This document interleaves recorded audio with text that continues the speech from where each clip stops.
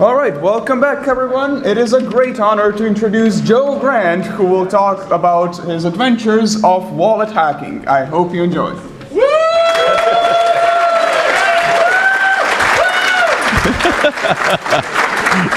Thank you. No applause, please. I feel like you should maybe hold your clapping until the presentation is done, just in case you don't like it.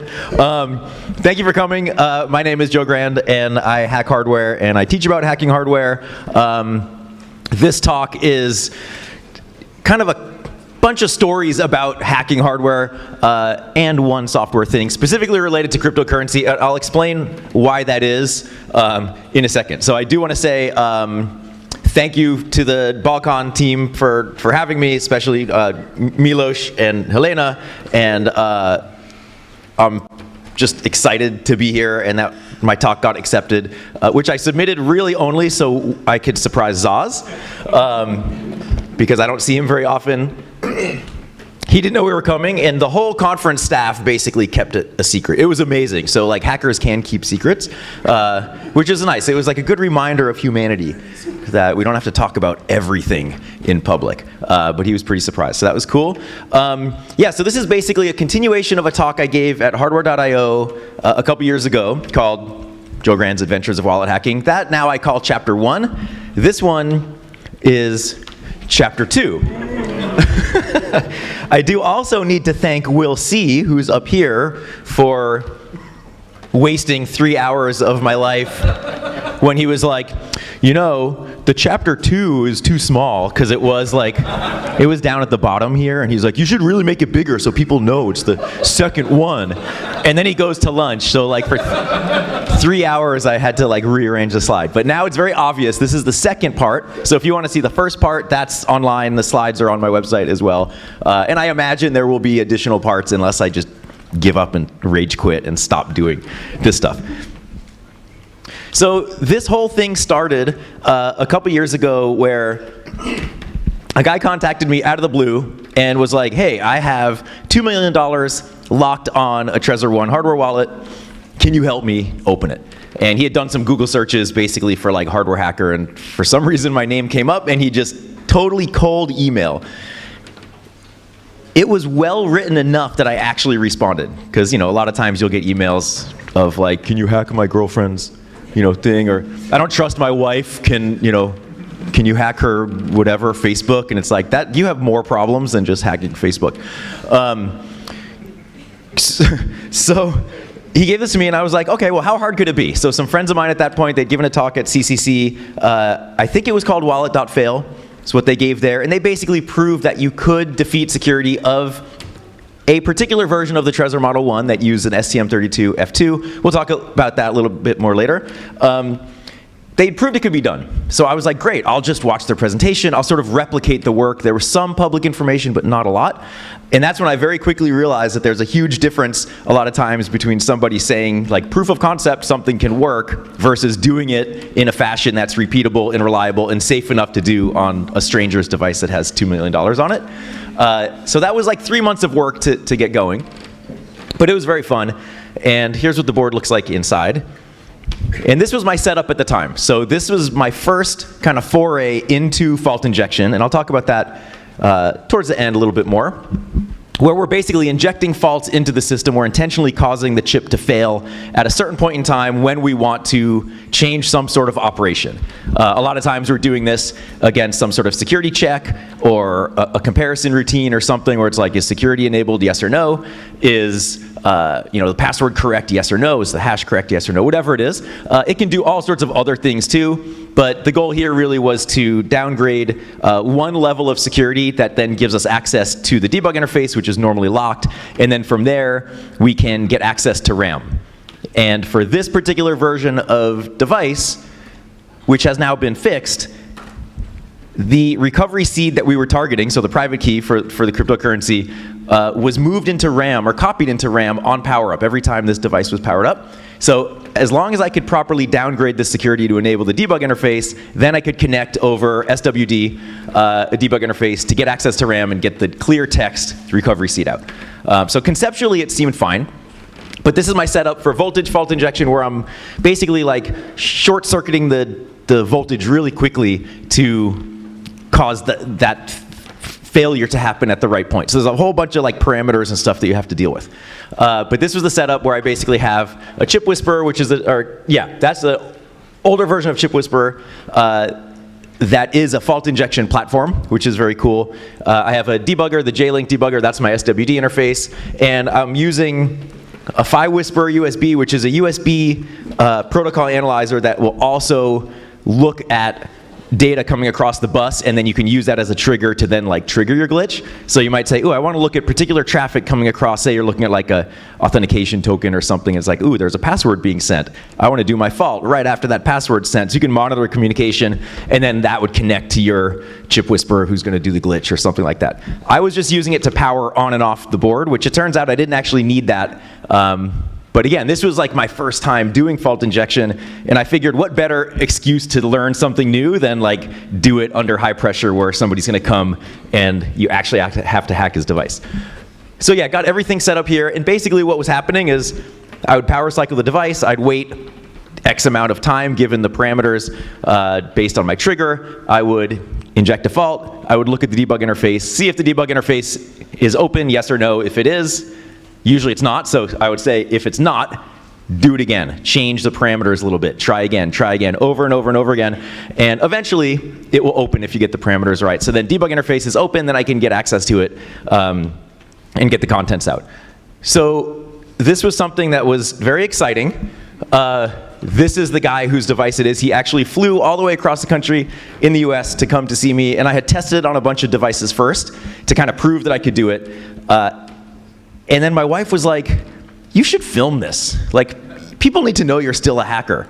And I'm like, okay. Because a lot of my videos, like I just made shitty YouTube videos, and a lot of them were engineering focused, because I didn't care what the production value was. I just wanted to share information. But a lot of it was sort of engineering related, not really hacker related, more recently.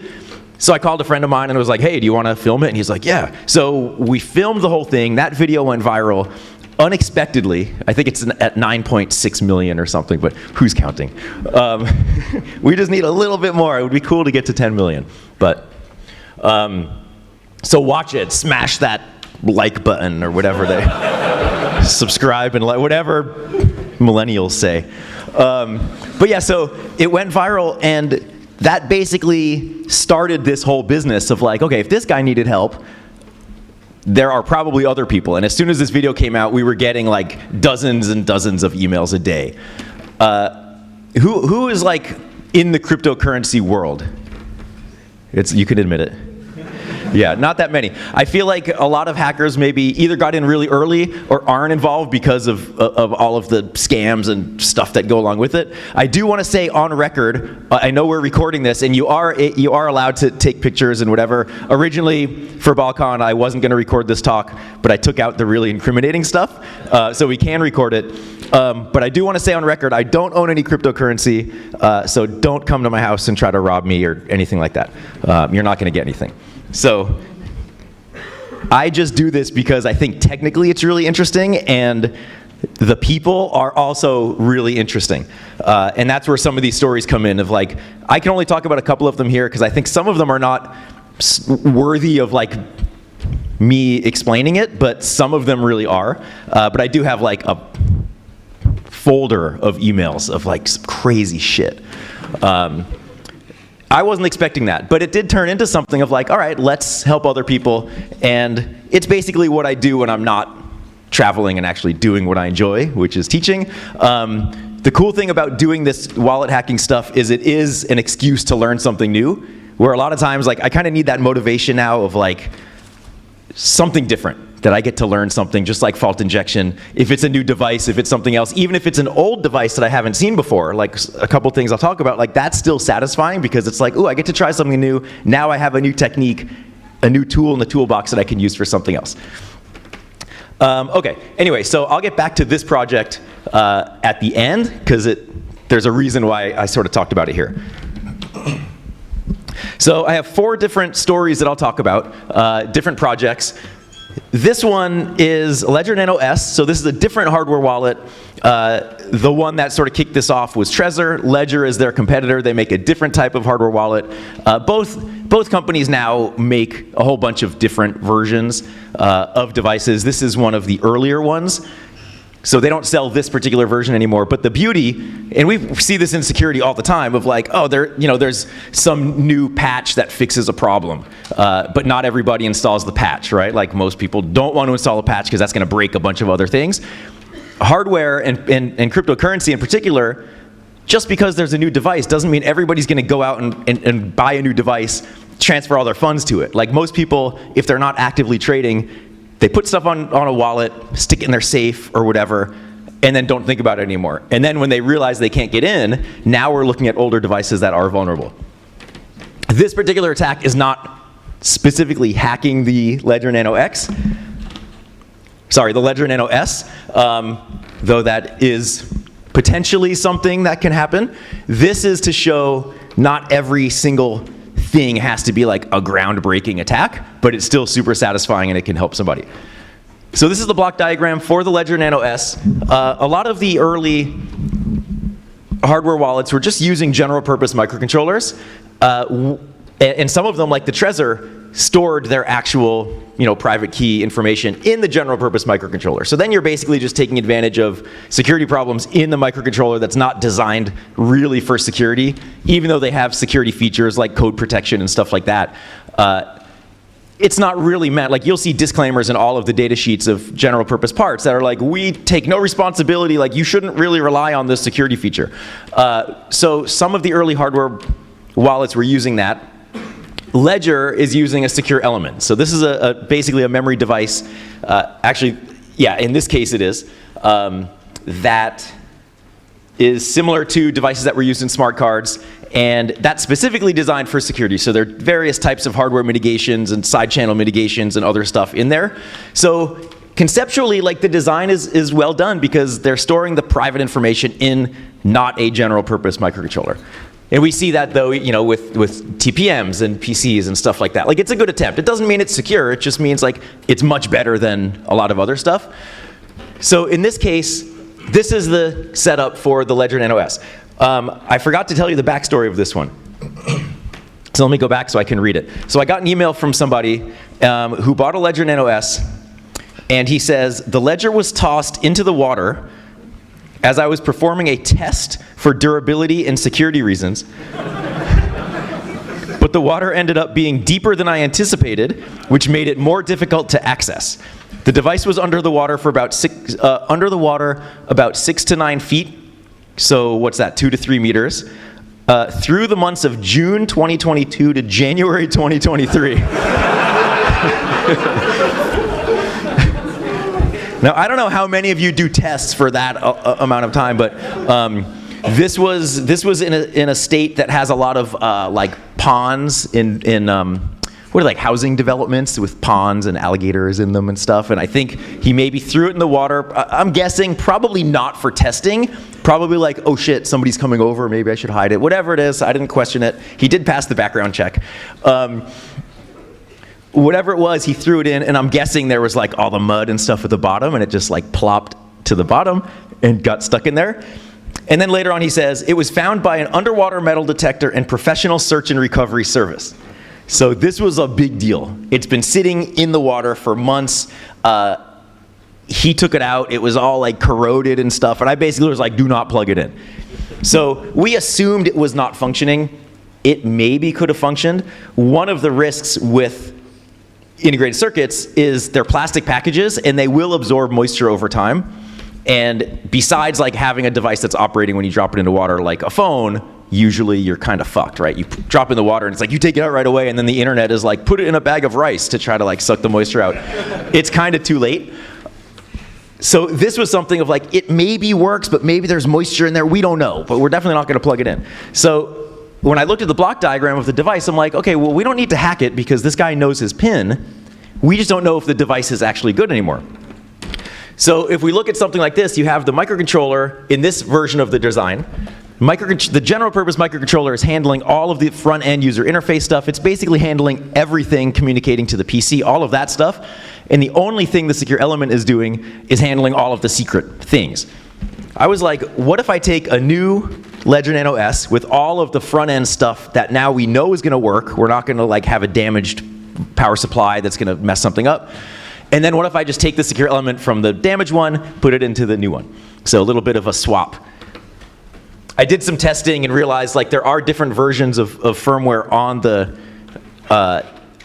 like the STM32, like the general purpose microcontroller, but it didn't matter what version of firmware, the secure element, as I was trying different swaps, like it would still work. And Ledger even has documented what they call BOLOS, which is like blockchain something operating system. So they've documented some of the interface, and even as the kind of front end firmware has been updated, like that interface has remained the same.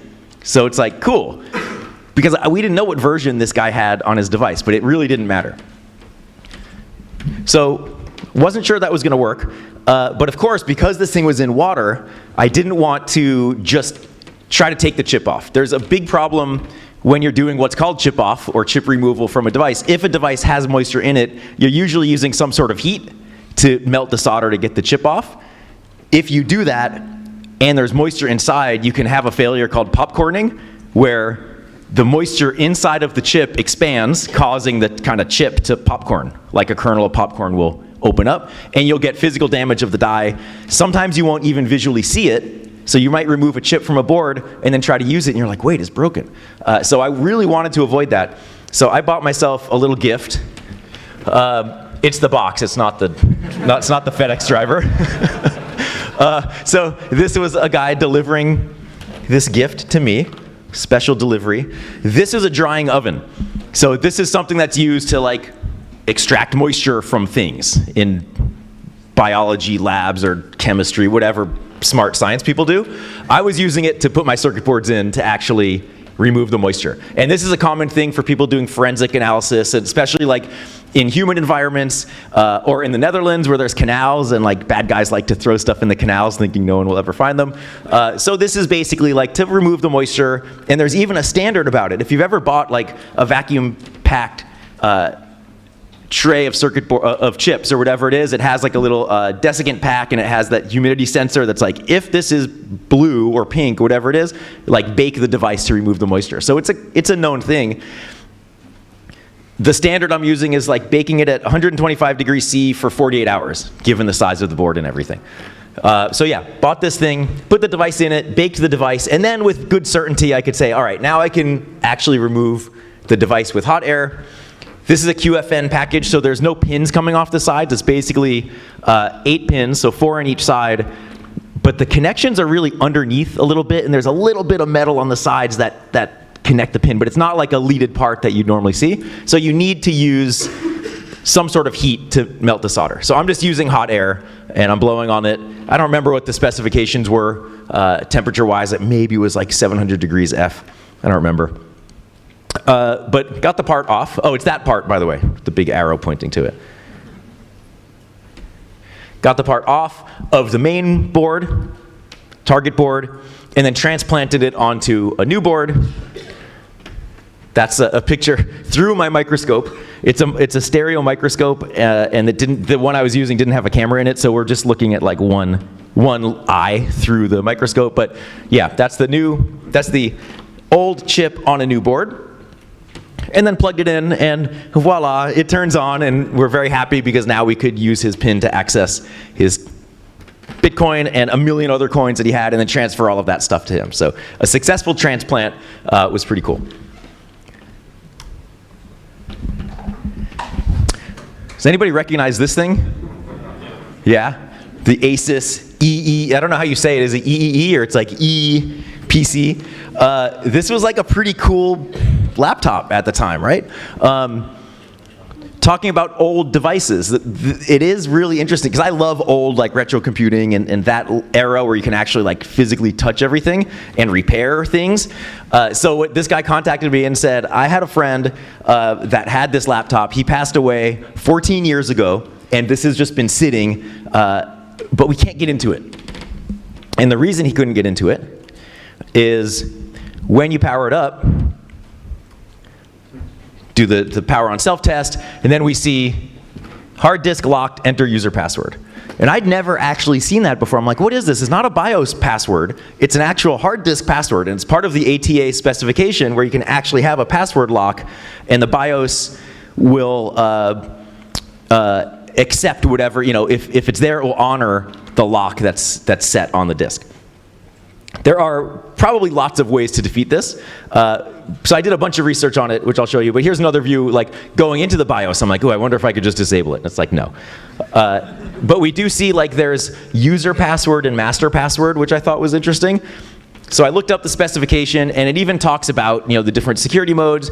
The user can set a password, but say you're dealing in a corporate environment and like you're the IT person, there's an option for a master password. Sometimes the vendor sets that, sometimes the IT administrator sets that. If it exists, then maybe you could use that master password to get access to a drive. If it doesn't exist, then you can't. The only other option besides using a known password is to wipe the disk, and then you get access to the disk again, except now it's empty. Or maybe there's like remnants of stuff if you're doing like magnetic inspection, but basically it's erased. So I did a bunch of research, and the internet has lots of examples of master passwords for different types of disks. I tried all of those.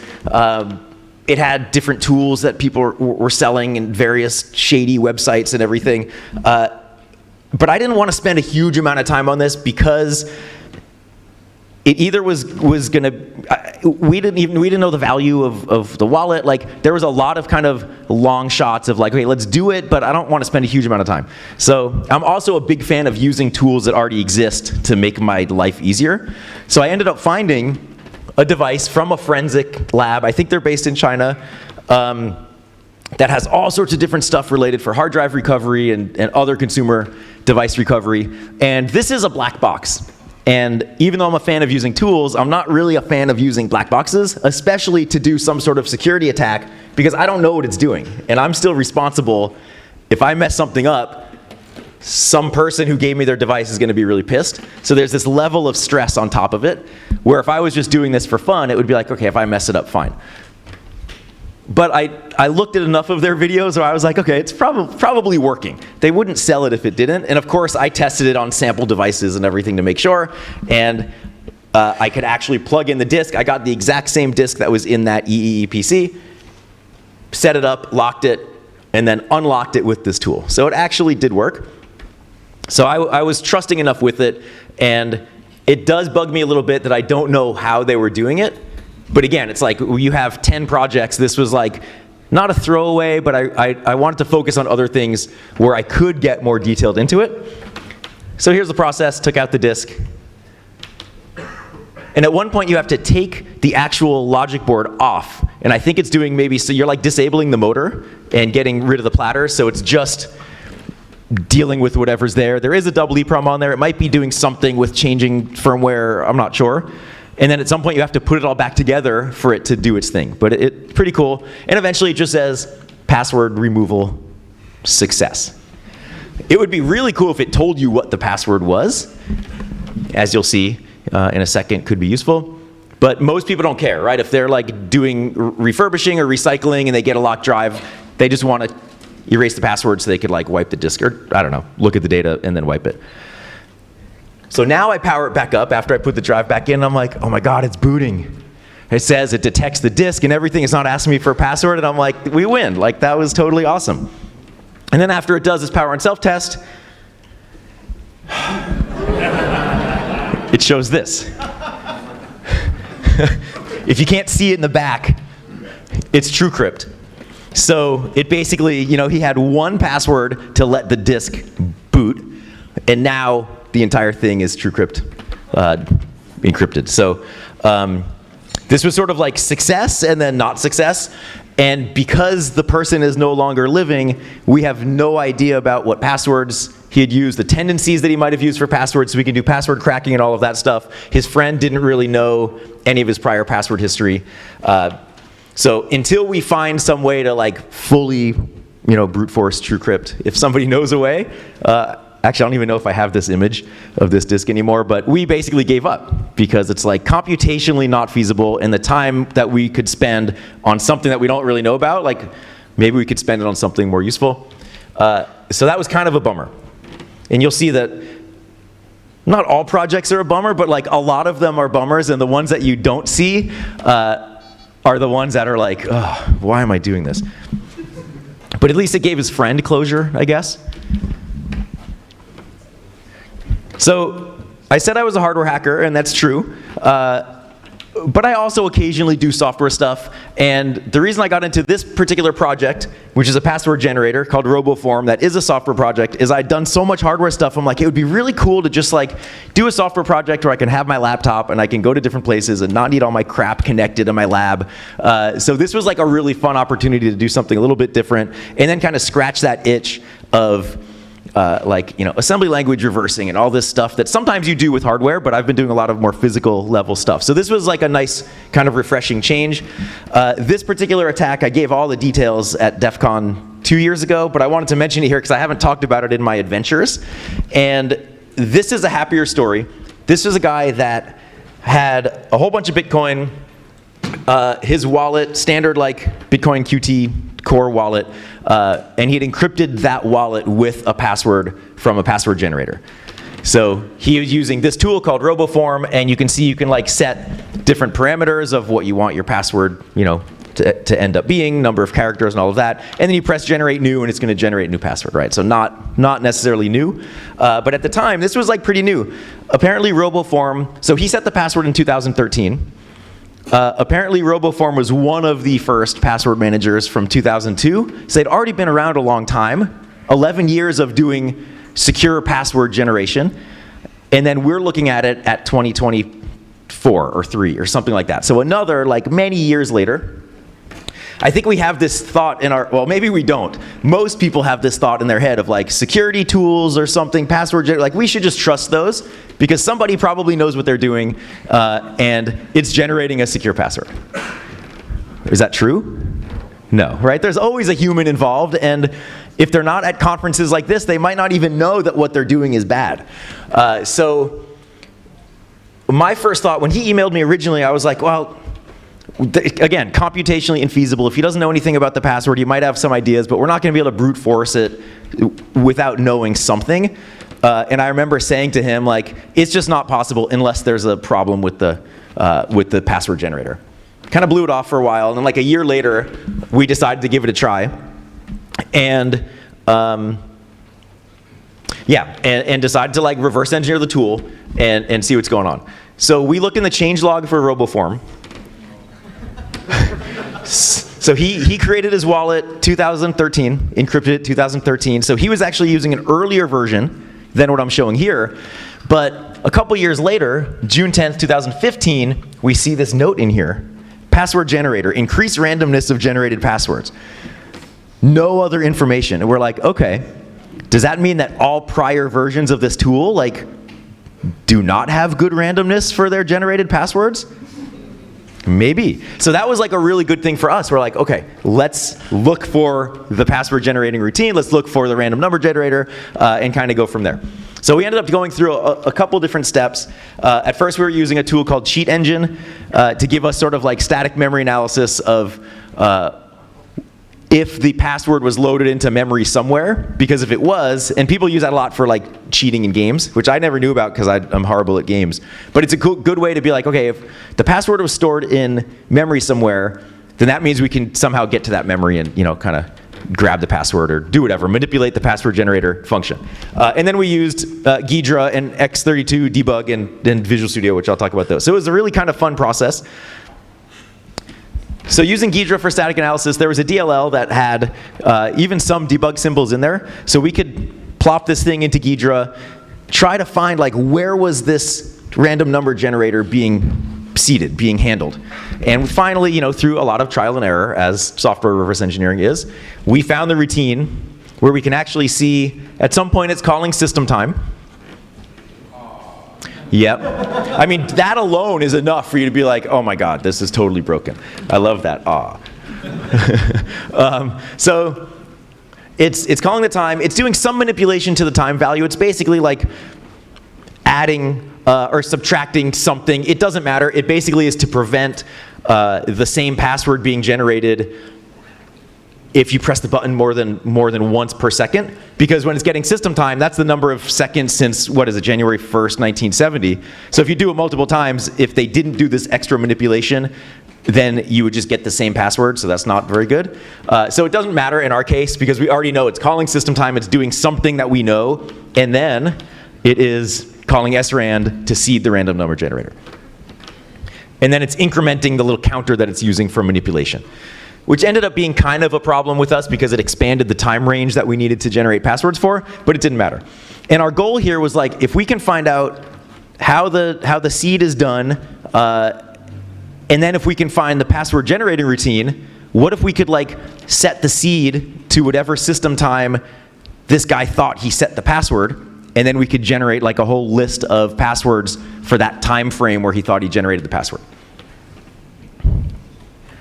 So then we used X32 debug, which is a debugger. So now we're dynamically analyzing the code as it's running, just like you debug any other piece of software.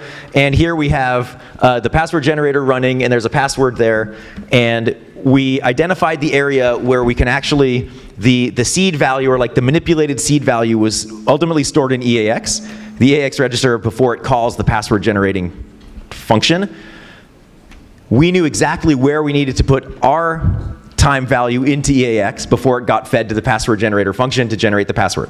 So this, again, this took a lot of time and a lot of hours and late night sort of hacking, but it was fun because I did this with a friend of mine, and we were at a conference in the Netherlands and like stayed up all night hacking on stuff, and it was like very satisfying. So once we knew this, we said, okay, how can we automate this? We know where we can put a system time of whatever time we want. We know that we can generate every single password given every single second, whatever time range we want. But we need to automate that in some way, because we're not going to manually like change EAX and pass it into the password generator. We did think, what if we just reverse engineer the password generator and then plop that into our own code? And I was like, no, that's going to be too hard. So we basically just built a wrapper around that blob, and we loaded in the DLL, basically prepped all of the input that needed to go into that function call to generate the password. So we're still keeping the password generator as a black box, but we're prepping everything, generating the password, and then the resulting password is stored in a register when it finishes the function, and then we can like display that, save it to a text file, whatever it is. And here we're actually setting in a define our start time and our end time based on when we thought this guy set his password. I think here we're like, let's try it from March 2013 to April 2013. So 1 month somewhere in there. And that turns out he was actually correct in the date range, but what he wasn't correct with was the parameters that he used. So like number of digits, was there a special character or something like that. So the amount of passwords we had to generate was much larger. But at that point, at least we had it narrowed down enough. I think this is a video. Yeah. Okay, so here's our code running, and it's loading in the parameters, and it basically is like connecting to the DLL, generating a password, resetting, setting a new system time, connecting, generating. So it's not super efficient, but it doesn't matter, right? We're hackers. It doesn't have to be perfect. And it worked. So we waited, I think it was like a couple hours maybe to generate the entire range we needed. Then we could take all those generated passwords and then brute force those against the file, which was pretty cool. So this was about 100 passwords per second. And you can actually see the system time increasing also because I'm manually setting the system time as I need to call srand. It's kind of cool. And eventually, I got a text from my friend. We have found the correct password. It was like, oh my god, it actually worked. So there's a lot more like kind of drama of dealing with this customer and everything, because we're constantly bothering him on the phone of like, are you sure you said it the right way? We made a video about this also. But this was sort of a concern of like, okay, we found this vulnerability. Is this already known? Like, of course, RoboForm fixed something because they say it in their changelog. They never notified customers about it. So customers didn't know that there was a problem, that any previously generated password, somebody could use a tool like this and pre-compute and then use against them. Then we started looking and like they didn't have a bug bounty program, they didn't have any sort of security contact for disclosure, and that is a big red flag, right? When you, in this day and age, if you find a vendor that doesn't acknowledge security problems, like there's a much higher risk of something bad happening, like them suing you. if they don't understand the current state of the art of how to disclose things and how to accept things from outside researchers. So I was really worried of like, are we going to get sued? But on one hand, I'm like, it's going to make a great video if we do get sued. But we, through a journalist friend of ours, she was able to reach out to them and say, hey, these guys have this vulnerability. Do you have any comment about it? And they're basically like, oh, we fixed the problem. And she's like, how did you fix the problem? No response.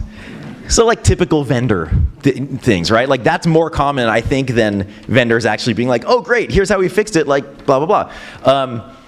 So yeah, it was a point of like, we didn't know if we were gonna get sued, but we really wanted the information to be out there. So we released the video, and it was very exciting. And here is a giant check that we made to surprise this guy with his cryptocurrency. This was 43.6 Bitcoin when we did the video, or no, 43.6 Bitcoin. When we did the video, it was like at $30,000 a coin or something, kind of at a low. So it was $1.6 million. He ended up sitting on it for another couple months, essentially like doubling his money. And of course now if he's still sitting on it, it's way higher. But every time I open something up, like I'll take my little cut and just cash it out. Because again, I don't own any crypto. But it was definitely like super fun. And this was like, there's something in the States, I don't know if there's any equivalent here, like Publishers Clearinghouse was this thing. I don't even know what it was. Do you know what it was? Like, somebody would show up at your door with a giant check and it's like, you've won $1 million of subscribing to these magazines or something like that. Selling magazine subscriptions. Went bankrupt and they stopped paying all the people. Oh, that's right. Yeah, that was in the news, wasn't it? Yeah, so they went bankrupt recently and some people could opt to get paid for life, like $5,000 a month for life instead of taking the bulk sum. And they went out of business, so now those people who were relying on the money are now not getting it. So if you ever win something like this, take the bulk money and just pay the tax on it and be done. That's what I've learned from this. So yeah, we thought like, well, I thought, everyone else who was making the video were like, this is dumb. I was like, let's make a giant check and go surprise this guy in Frankfurt. Oh no, he was in Spain at the time, so we had to fly from Frankfurt. We went to Spain, surprised him, set up this whole thing. It was pretty funny. We flew with this on the airplane and everything, totally ridiculous. So you can watch that video also. That was really fun, but a nice kind of refresher for software, but this reminder of like, not all vendors really want you to look at their stuff.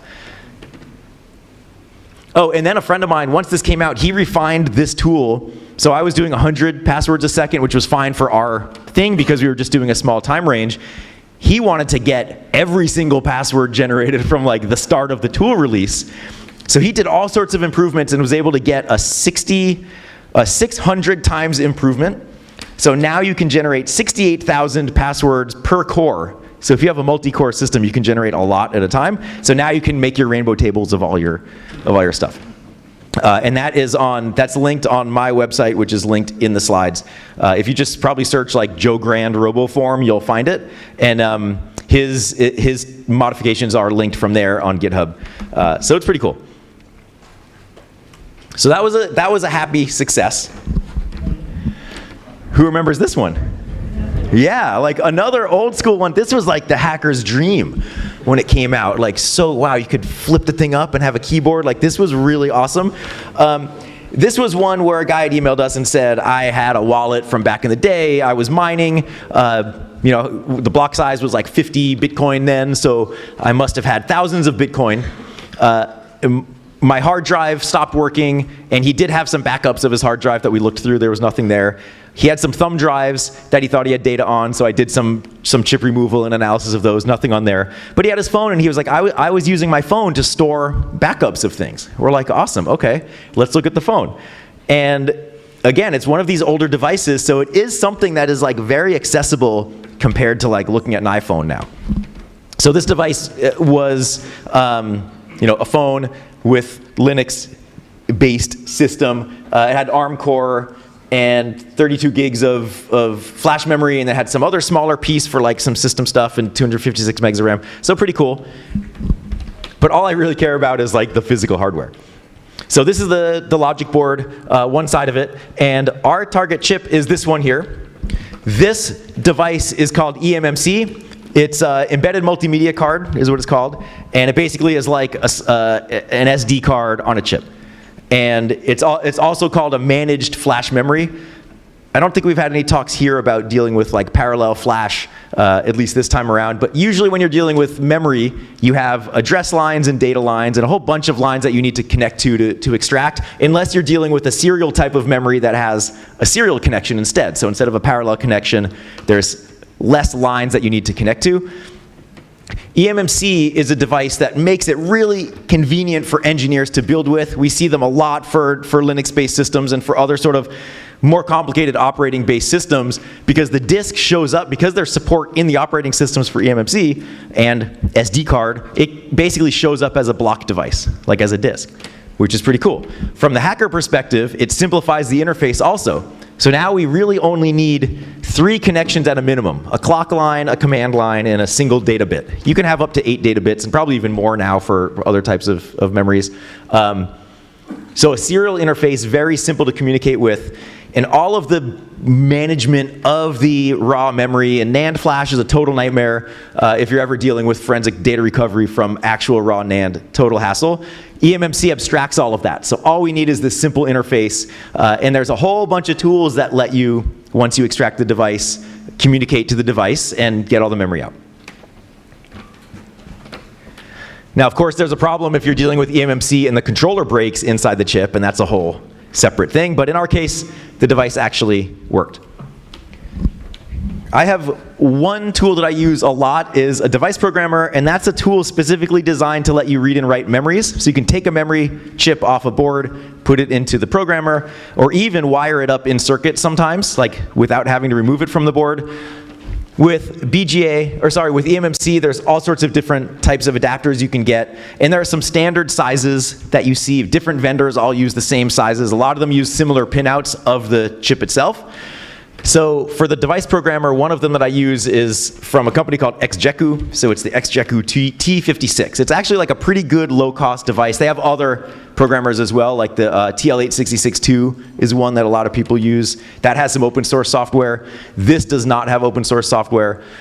So again, it's running a tool from some unknown vendor somewhere, but it's used enough. I had faith in it, and I didn't, of course, use it on like a computer that mattered. But I got the socket, so I could basically now remove the chip from the board, put it into the socket. If you look in the upper left, it's kind of a frame, and you put the chip in, and you can't see it too well, but there's metal pins that are spring-loaded pins in that socket.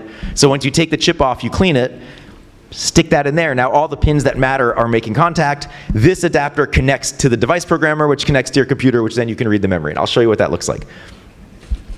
This is what I use to remove this device. So earlier when I showed the Ledger Nano S, I was just using hot air from the top side to remove the chip because it had 4 pins. It was really easy. Small device, it's going to heat up really fast. Most of the time when you're trying to remove larger chips, you need just more of a robust kind of platform. This type of chip also, eMMC, and a lot of modern devices that we look at are called BGA, which stands for ball grid array. It basically means that all of the connections of the chip are balls of solder underneath the chip. So you need to heat the chip enough to melt all of the solder balls at the same time to take the chip off. One way to do that is using something like this bottom thing here. It's called an infrared preheater, and it basically is preheating the board from the underside, raising that to some temperature. So then when I'm using hot air from the top side, the differential is much less. So now I can like remove the part, in theory, much easier. And this already has been baked in the oven and all of that, right? So that same process to get to the point where it's safer to do the removal. And then here's what it looks like with the chip off. I don't have a picture of the backside of the chip, but this is a standard pinout, and there's so much research into different types of eMMC and different types of flash memory for reconstruction of data.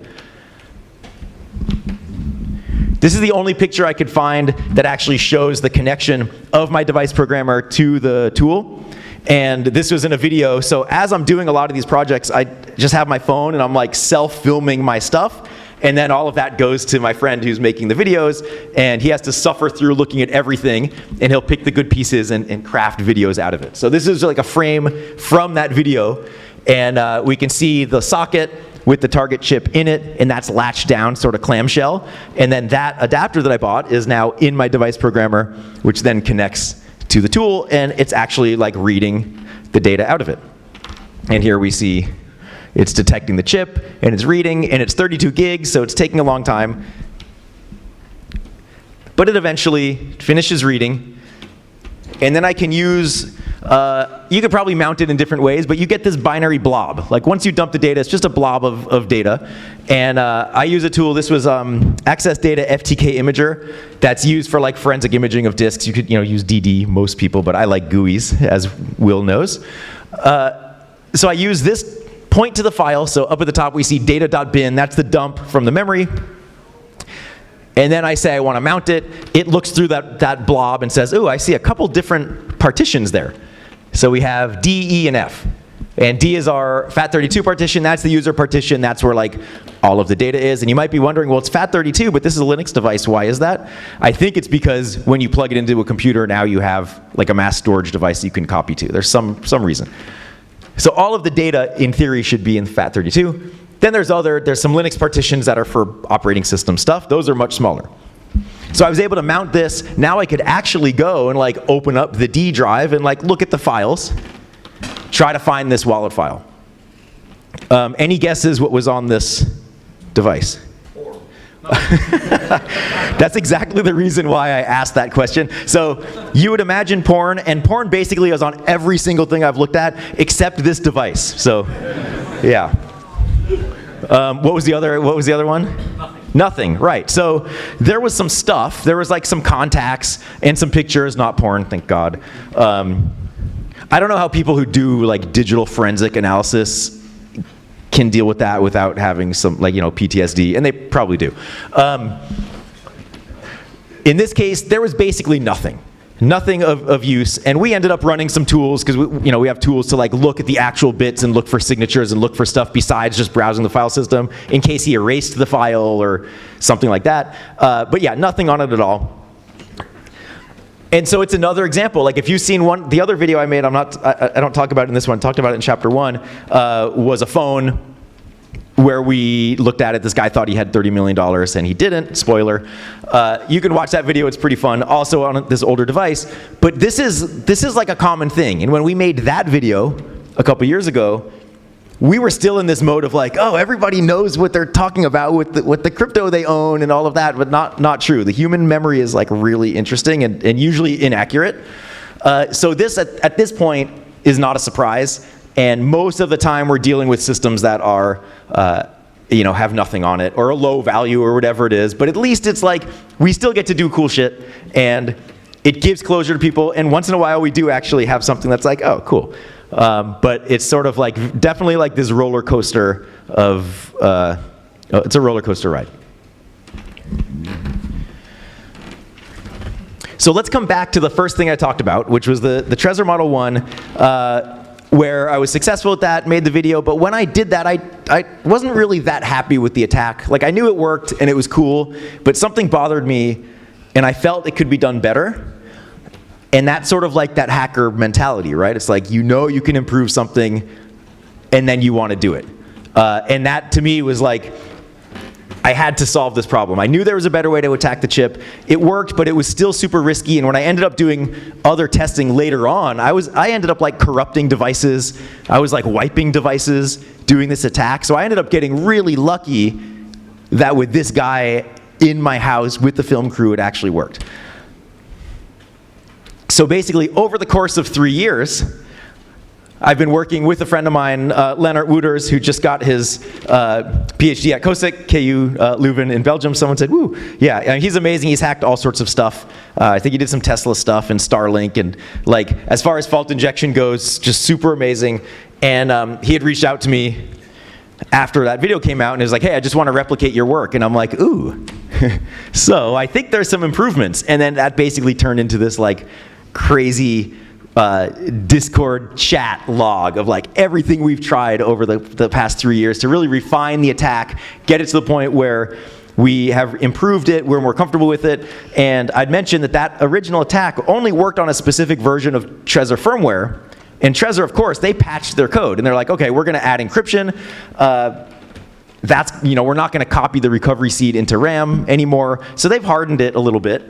But we ended up kind of taking an attack that we already kind of knew. Again, there was like whispers in some papers about being able to glitch these devices, but it still wasn't something super reliable. And we moved from voltage fault injection to electromagnetic fault injection, and basically have spent 3 years trying to refine this, and it's been like so amazing as a learning experience and as like these late nights, because he's in Belgium and I'm in the US, so it's like I'll stay up until 3 in the morning while he's awake, and then I go to bed, and when I wake up he has new test results.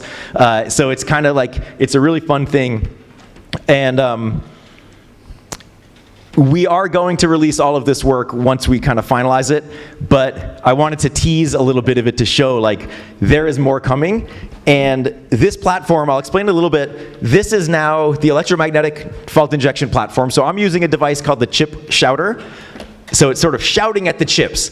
And there's a little tiny probe, that white heat shrink, the chip shouter is this big tool in the middle. That basically is injecting an electromagnetic pulse onto the chip that's then going to induce some current on the chip. So instead of doing a voltage fault injection where we're basically like power cycling the power for the entire chip really quickly, in theory, EM, you can move the probe around to find like the most susceptible spot physically on the chip, and then using all the other parameters to like succeed with your attack in the safest way.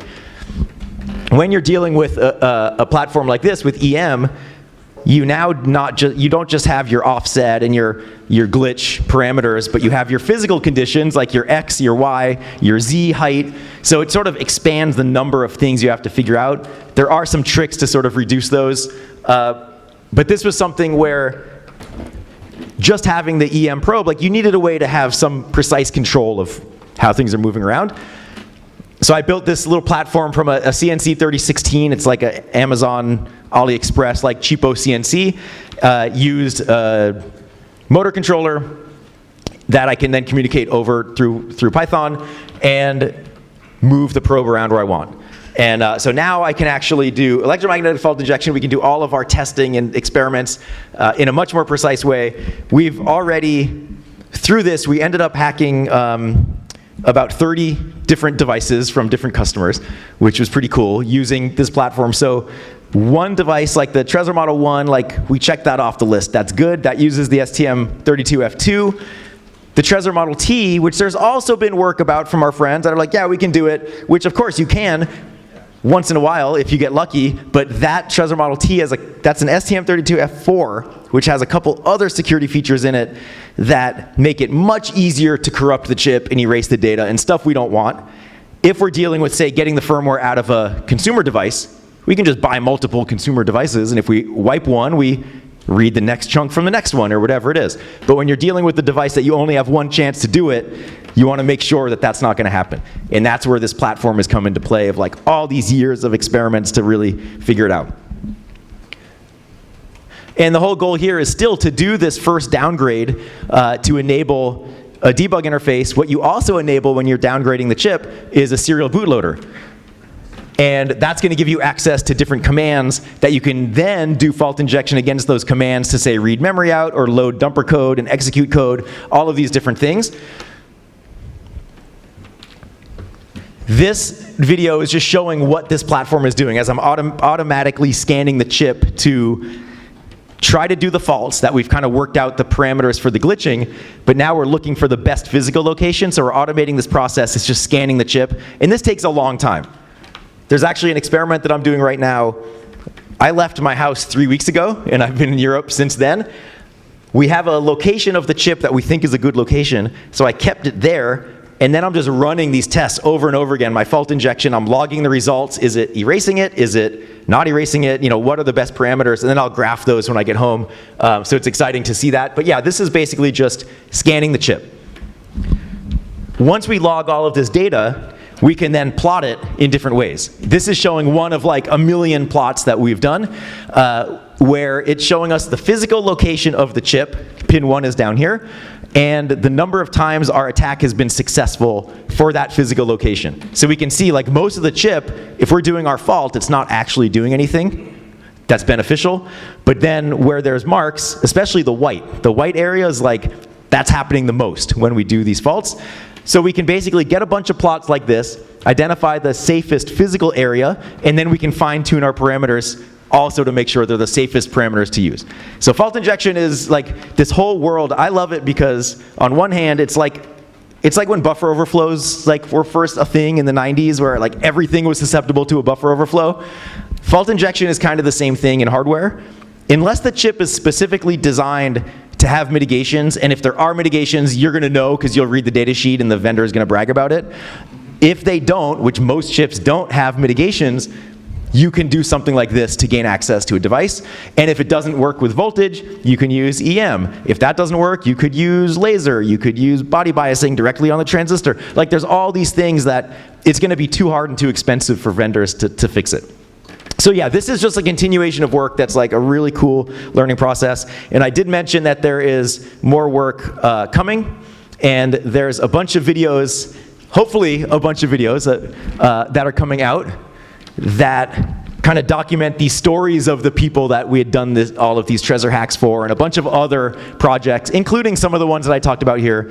We have so much footage that I think it's going to be probably a series of 2 or 3 videos that we're going to kind of do as like a, how Netflix does like limited series or something. Like we're going to try to do that and like interweave stories of some of this stuff together, and it's going to be super cool. And then hopefully when Leonard and I are done, we can actually like present this framework that we've used.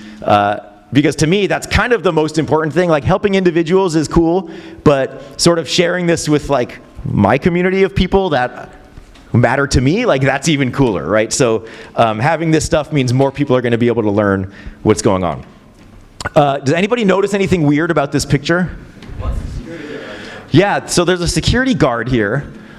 He's armed, so he has a gun. This is the U.S., right? So like everybody's armed.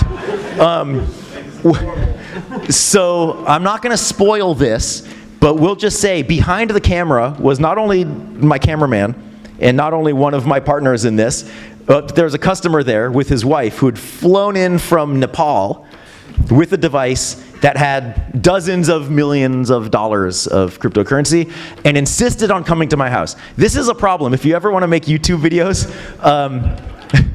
showing people come to your house, like in that first video I did, now people want to come to my house. And if you're anything like me where you just want to hack on stuff, not entertain people at your house, like don't do what I did. So he insisted on coming, so we said, okay, if you're gonna come, we don't really know you, like we've vetted you and passed the process, but if it's this much money on the device, like we need somebody protecting Joe Grand, like as I'm hacking, because I'm not paying attention to like what's around me. So we hired a security team, and when I mentioned, like we just want a security guard there to watch stuff, I was like, we don't need a guy with a gun. Like it's a small room, like he'll just be able to take care of the customer if something happens.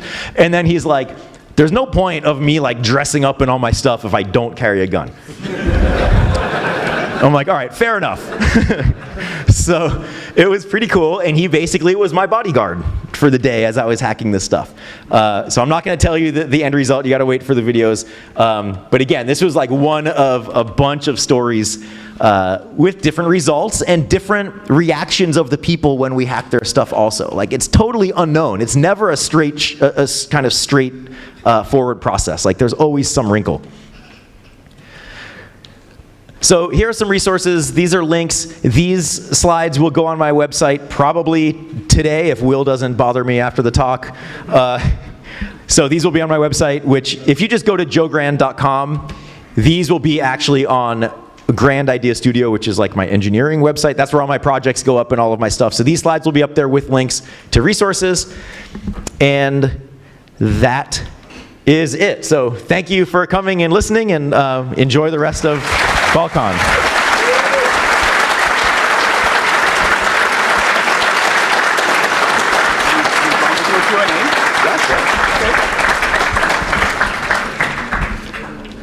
We should still have some time for questions if anyone wants to ask anything. Yes? I want to ask a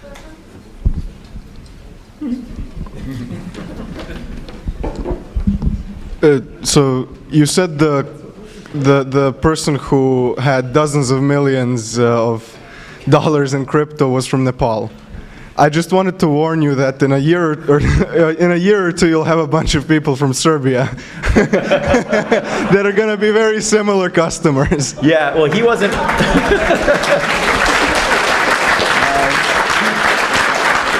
Yes, and he wasn't actually from. He was just in Nepal. He was from somewhere else, not Serbia. But I won't mention where he's from. You have to wait and see. But now, yeah, I'm fully expecting when this video comes out. It's like, yeah, get you a bunch of emails. We have a good question. We've gotten pretty good at like kind of filtering out the scammers and stuff. But there are so many scammers. By the way, there are also like Joe Grand impersonators on the internet. Surprise, surprise! Like there would be scams on the internet. So if somebody pretends to be me and like offers you cryptocurrency investment advice, it's not me. Do what you want with them, but it's not me. So this is going to be a funny question. We don't have the millions, but are we welcome to come to your house as well? I don't know, does anybody know them? If Milos knows you, then yes. Okay, deal.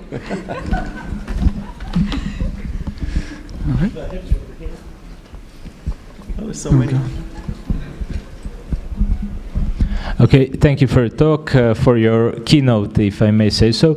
And just a question about my experience. A few years ago, a friend of a friend approached me to try and decode his SD card from an old Nokia phone from some unknown protocol and whatever. He had some very important data. We don't want to speculate of what kind, like videos or something, whatever. So in the broadest possible strokes, how would you approach that?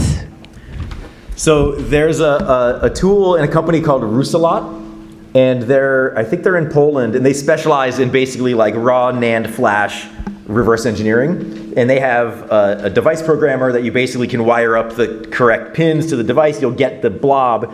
And then with memory like that, if the SD card worked and the controller worked, then you could just DD it. If the controller doesn't work, the controller is responsible for interfacing with the memory. But there's all sorts of like wear leveling. So there's XOR things happening, and there's error correction. So this tool helps you, which I think they call VNR. It's like visual NAND reconstruction. That will help you visually, and almost like a GNU radio, sort of blocks of dragging things together to like recreate the data properly for that particular controller of that particular chip. So I would go that way of like using a tool like that. There are some open source tools, but not nearly that good. They don't pay me. I don't even have a license of their tool, but I know that it would be the way to go for like, yeah, raw NAND flash or monolithic flash, they would call it, or like anything that is broken in some way.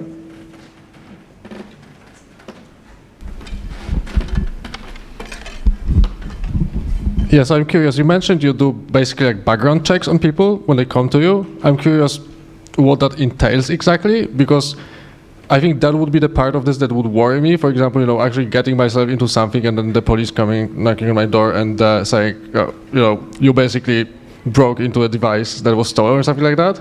So I'm curious, how does this work? Do you just pay someone to do this? What the process is like? Yeah. I mean, so there's always that risk, right? Of like somebody could always make up a story and we would believe it, and it could be a stolen device. We basically do enough that will reduce our liability, at least in the US, of like, we did our due diligence, we asked the questions, we got this background check done, which is we use a third party. So there's companies that you actually pay a monthly fee and you feed them information, or the customer actually feeds the information to them.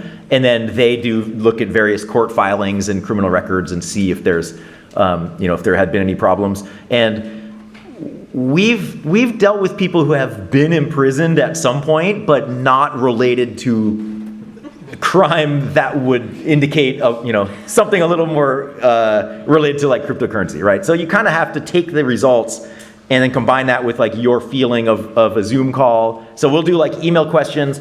If they pass those, then we'll do a Zoom call where I'll actually get involved and like meet them, and then we discuss that, and then we do the background check. So it's enough where like I'm comfortable enough. And again, our bullshit detector is really good now. Where at the beginning, when those first videos came out, like we didn't know what to expect. And I had much more faith in humanity then than I do now. We'll just put it that way.